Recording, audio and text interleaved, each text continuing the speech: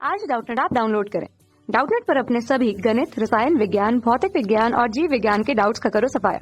बस प्रश्न की फोटो खींचो, एक ही प्रश्न को क्रॉप करो और तुरंत वीडियो सोल्यूशन पाओ। अभी डाउनलोड करें।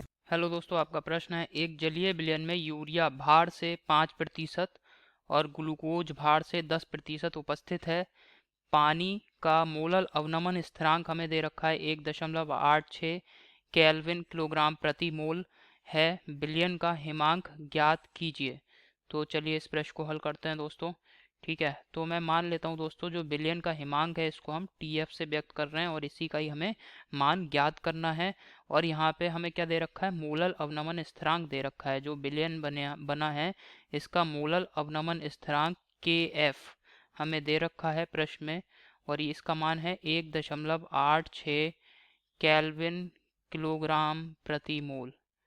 ठीक है, केल्विन किलोग्राम प्रति मोल। और दोस्तों यहाँ पे हमें भार के अनुसार प्रतिशतता दे रखी है। जो भी विलय हैं, विलय क्या क्या है, यूरिया है और ग्लूकोज है। तो मैं मान लेता हूँ दोस्तों, माना जो विलयन है कितना है, जो पूरा विलयन है इसका भार 100 ग्राम मान लिया। ठीक है, माना विलयन का भार, विलयन का भार कितना है, 100 ग्राम है। ठीक है, 100 ग्राम है। विलयन का भार अगर हमने 100 ग्राम ले लिया तो यूरिया दोस्तों इसमें कितने ग्राम हो गई, यूरिया का भार, यूरिया का भार, यूरिया के भार को दोस्तों हम W1 से व्यक्त कर रहे हैं। कितना हो जाएगा, ये 5 ग्राम हो जाएगा। ठीक है, इसी प्रकार ग्लूकोज का भार, ग्लूकोज का भार, का भार, इसको दोस्तों हम W2 से व्यक्त कर रहे हैं। और ग्लूकोज का भार कितना है, 10 ग्राम। ठीक है, 10 ग्राम हो जाएगा। तो दोस्तों जल का भार हम ज्ञात कर सकते हैं यहाँ पे, चूंकि पूरे विलयन का भार हमने 100 ग्राम ले लिया। और तो यहाँ पे जल का भार, जल जो कि विलायक है दोस्तों, ठीक है, जल का भार कितना आ जाएगा, W, जल के भार को हम W से व्यक्त कर रहे हैं। और ये कितना हो जाएगा, 100 माइनस यूरिया का भार माइनस ग्लूकोज का भार, तो ये हो जाएगा 100 माइनस 15। तो यहाँ पे कितना आ जाएगा, ये 85 ग्राम। ठीक है, अब दोस्तों इसको हम किलोग्राम में बदल लेंगे। तो किलोग्राम में अगर हमें बदलना है तो क्या करना पड़ेगा, 85 को 1000 से भाग कर देंगे। ठीक है, जब इसको 1000 से भाग करेंगे तो ये कितना हो जाएगा, 0.085 किलोग्राम। ठीक है, तो जल जो कि यहाँ पे एक विलायक है, इसका भार हमने ज्ञात कर लिया किलोग्राम में। अब दोस्तों हमें क्या ज्ञात करना है, हिमांक ज्ञात करना है। तो इस हम क्या करेंगे, सबसे पहले यूरिया के मोलों की संख्या ज्ञात करेंगे। तो यूरिया का अणुभार पहले ज्ञात कर लेते हैं। यूरिया का रासायनिक सूत्र होता है NH2CO NH2। ठीक है, तो यूरिया का अणुभार दोस्तों ज्ञात करेंगे हम M1। अणुभार कैसे ज्ञात करेंगे, नाइट्रोजन के लिए कितना लगाएंगे, 14 प्लस हाइड्रोजन के लिए 2 गुणा 1 प्लस कार्बन के लिए कितना होता है, 12, ऑक्सीजन के लिए 16 होता है। नाइट्रोजन का 14 प्लस 2 गुणा 1। ठीक है, तो ये हो जाएगा 14, 15, 16। ठीक है, और यहाँ पे ये दोस्तों 16, और ये हो जाएगा 16 प्लस 12। ठीक है, 16 प्लस 12, तो यहाँ पे कितना आ जाएगा अणुभार इसका, यूरिया का 60 ग्राम। ठीक है, तो यूरिया के मोलों की संख्या को हम N1 से व्यक्त कर रहे हैं। तो यूरिया के मोलों की संख्या, यूरिया के मोल, यूरिया के मोल, ठीक है, यूरिया के मोलों की संख्या N1। यूरिया का दोस्तों ग्राम में कितना भार है, यूरिया का ग्राम में भार है W1 बटे एन M1, W1 बटे M1, ग्राम में भार बटे अणुभार। तो ग्राम में कितना भार है दोस्तों यूरिया का, 5 ग्राम है। ठीक है, कितना है, 5 ग्राम। और यूरिया का अणुभार कितना है, 60। तो इसको भाग कर देंगे हम 5/60। हल करते हैं दोस्तों, यहाँ पे मोलों की संख्या आ जाएगी। यूरिया के कितने मोल हैं, 0.083 मोल। ठीक है, इसी प्रकार दोस्तों हम ग्लूकोज के लिए ज्ञात कर लेंगे।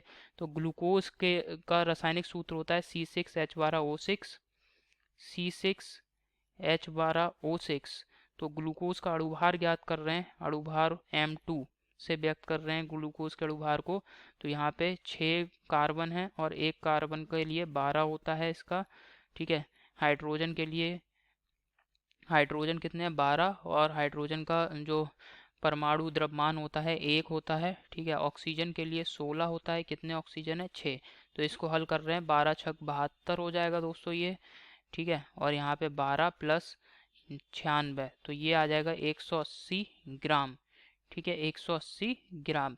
अब यहाँ पे जो ग्लूकोज के मोलों की संख्या है इसको हम N2 से व्यक्त कर रहे हैं, और ये कैसे ज्ञात करेंगे दोस्तों, W2 बटे M2, ग्राम में भार बटे अणु भार। ग्राम में कितना भार है दोस्तों हमारे पास ग्लूकोज का 10 ग्राम, तो 10 बटे 180, ठीक है। इसको हल कर लेते हैं तो यहाँ पे ग्लूकोज के मोलों की संख्या आ जाएगी 10 बटे 180, कितने मोल आ रहे हैं दोस्तों 0.055 मोल, ठीक है। तो ग्लूकोज के मोलों की संख्या हमने ज्ञात कर ली। अब क्या कर सकते हैं दोस्तों, हम हिमांक में अवनमन के लिए दोस्तों यहाँ पे सूत्र लिख रहे हैं। हिमांक में अवनमन डेल्टा TF बराबर होता है KF इंटू एम, जहाँ KF क्या है दोस्तों मोलल अवनमन स्थिरांक, और M है जो भी हमारा विलयन है इसकी मोललता, ठीक है।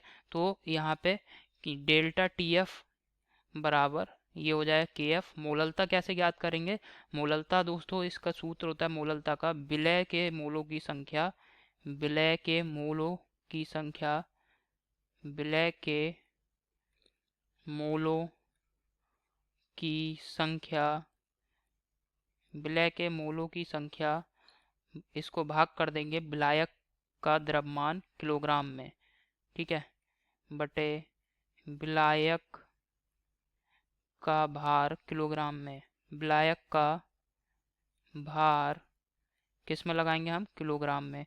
अब विलय कौन कौन से हैं दोस्तों यहाँ पे, एक ग्लूकोज है और एक है यूरिया, ठीक है। तो इन दोनों का दोस्तों मोलों की संख्या को हम यहाँ पे जोड़ करके लिखेंगे, क्योंकि विलय क्या है, दो हैं यहाँ पे, ग्लूकोज और यूरिया। हमें क्या लिखना है, विलयन में कुल विलय के मोलों की संख्या को लिखना है। तो KF का मान दे रखा है हमें प्रश्न में कितना, 1.86, तो 1.86 गुणा N1 प्लस N2 बटे विलायक का भार किलोग्राम में। अब विलायक क्या है दोस्तों, जल है, और इसका भार किलोग्राम में कितना है 0.085, तो 0.085 ये हमने लगा दिया। अब यहाँ पे मोलों की संख्या हम यहाँ पे लिख देंगे 1.86 गुणा N1 क्या है दोस्तों, N1 है यूरिया के मोलों की संख्या और N2 ग्लूकोज के मोलों की संख्या, ठीक है। तो N1 का मान 0.083 है, 0.083 प्लस, और यहाँ पे ग्लूकोज के मोलों की संख्या कितनी है N2 0.05, 0.055, ठीक है। और इसको भाग करना है हमें किससे, 0.085 से। तो यहाँ से दोस्तों डेल्टा TF का मान हमें ज्ञात हो जाएगा। तो दोस्तों यहाँ पे डेल्टा TF का मान कितना आ रहा है, 3.02 केल्विन, ठीक है। अब यहाँ पे डेल्टा TF को दोस्तों हम लिख सकते हैं T0F माइनस TF। अब यहाँ पे T0F क्या है दोस्तों, T0F होता है विलायक का हिमांक। अब विलायक क्या है दोस्तों, यहाँ पे विलायक है जल, तो यानी जल का हिमांक। अब जल का हिमांक कितना होता है 0 डिग्री सेंटीग्रेड, ठीक है। तो यानी T0F का मान कितना हो गया 0 डिग्री सेंटीग्रेड। परंतु ये जो आया है दोस्तों हमारा डेल्टा TF का मान ये केल्विन में आया है, तो यहाँ पे T0F का मान हम केल्विन में लगाएंगे। तो इस वजह से 0 प्लस 273 ये आ जाएगा दोस्तों T0F का मान केल्विन में कितना आ जाएगा 273 केल्विन। अब T0F का मान यहाँ पे लगा दिया दोस्तों हमने, TF तो 273 माइनस TF बराबर 3.02, तो TF को इधर ले गए और 3.02 के यहाँ ले आए दोस्तों। तो यहाँ पे 273 में से 3.02 को घटाया, तो यहाँ पे TF जो कि हमारा विलयन है इसका हिमांक है TF, इसका मान हमें ज्ञात हो गया है कितना 269.98 केल्विन। यही हमारे प्रश्न का उत्तर है। आशा करता हूँ आपको समझ में आया होगा। धन्यवाद। कक्षा 6 से 12वीं से लेकर नीट, IIT, JEE वो एडवांस के लेवल तक 1 करोड़ से ज्यादा छात्रों का भरोसा। आज ही डाउनलोड करें डाउटनेट ऐप या व्हाट्सएप करें अपने सारे डाउट्स 8400 400 400 पर।